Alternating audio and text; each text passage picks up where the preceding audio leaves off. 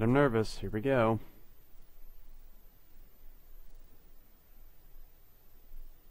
Okay. So he played it safe. That's awesome. That's exactly what I wanted. That was an important move for me, and I got the trade that I needed out of it. And now his rage is gone, and he's kind of pinned down in the corner, far away from the gem tile, and I've got the momentum on the board. So this turn is strategically is very straightforward. There's nothing I can do offensively here.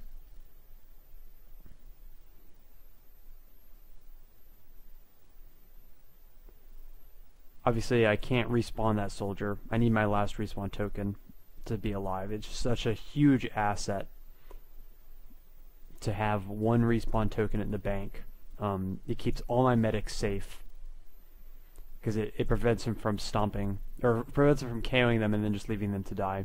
Because as long as I always have that option to respawn it, it limits his offensive options. So I can leave him to die, but that's fine. He did his job. He took out the witch with the spike armor, and I got my 1-for-2 trade, which is what I wanted. And again, I'm way ahead on units here. He's only got 3 units left and only 2 offensive units, and frankly the ones that scare me are the axe throwers, the witches, and this chieftain. So there's 4 units that are going to be hard to kill, and as an added bonus, if I kill the 2 warriors, then that means he can't execute this crystal, which makes me a lot safer from the crystal rush. So I feel like I'm in a really strong position this game, and now I just need to develop the board so that I can maintain my momentum. So I like spies. Spies are awesome, and I like heavies. Heavies are awesome. And I really like upgraded heavies, because upgraded heavies are going to be able to take down anything with 4 AP from range 3. And that's important because that allows me to go here next turn and it'll hit anything in this AoE here. So basically this axe thrower and whatever he puts on the attack tile. So he'll either have to retreat off of this square, in which case he's even further away from my he'll be even further away from my bottom crystal there. And if he puts anything on the attack tile, then I can move him up and start dealing damage to this crystal here and KO this unit. And then if he's not able to deal with the heavy, then I can move the scout down and KO the next time. And who knows, maybe this could turn into a crystal rush going the other way, depending on how he chooses to play it. But I'm not going to get that far ahead of myself right now. The main thing is just to build up a board presence.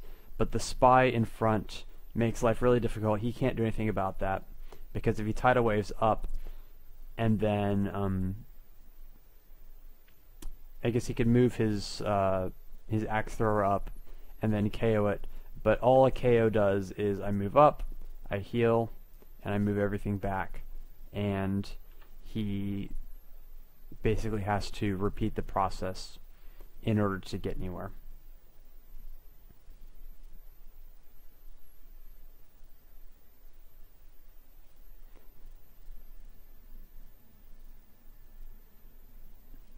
There's the only thing that...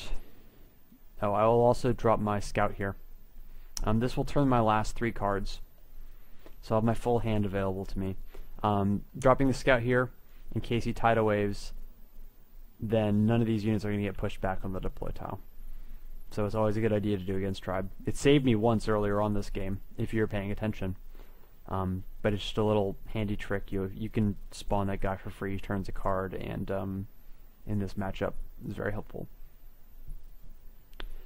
The only other variant of this move that I considered is moving this spy here and moving the heavy up here. Basically the same thing, but just with the positions of the spy and the heavy reversed. And this would more directly threaten this attack tile, because the heavy could go 1, 2, and heavies on attack tiles are just absolutely monstrous. But it's not that much better than having the heavy here, because I don't really want to trade away the heavy. The heavy's there to kind of be that AoE threat and be that guy that's tough to get off the board in case he puts a lot of units clumped around.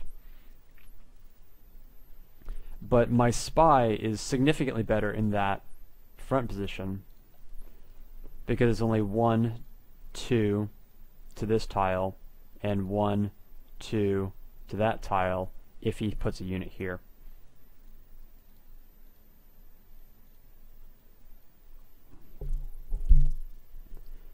And I don't really need to worry about upgrading this spy yet. There's not much that he has that my spy will benefit from the upgrade, because this chieftain is Gerardied and because these warriors are in the back and he hasn't played his last spike armor yet. So once that comes out on the board, I'll reevaluate whether to upgrade this spy, but right now it's not worth it. But yeah, this is a pretty straightforward move. Nothing fancy, forcing him to make the plays. He's still too far away to mount a Crystal Rush next turn, and we're just taking it one turn at a time because it's three moves to get in range of the crystal here. And he's really far away from this one too. He can't even execute it with this warrior. Like he could go 1, 2, 3, 4, and then hit it once. But he actually needs to hit it twice in order to execute with the warrior.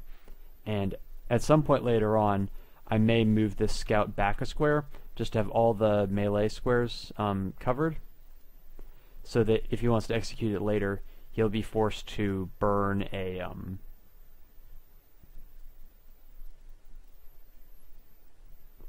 tidal wave to deal with that, and really force him to commit his offensive items if he's going to really go all out for that Crystal Rush. Because right now he's in this awkward position where he sort of Crystal Rushed me, but then I was able to stifle his momentum, and so now he's like, uh-oh, I'm too far behind to play TKO game, but the position against the bottom crystal is strong enough where I can't really get going, and he's stuck in a tough position. It'll be interesting to see how he tries to work his way out of this. But enough jabbing. This is my move, and here we go.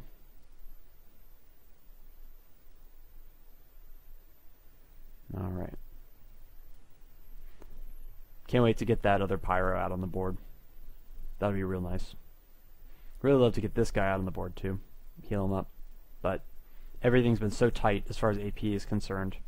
I've had to be really careful, because if you waste AP during a Crystal Rush, it only takes 1 or 2 AP, and that's the game. We've lost many a game off the back of 50 damage here, 100 damage there. Anyway, we'll see how he responds to this, and see you then.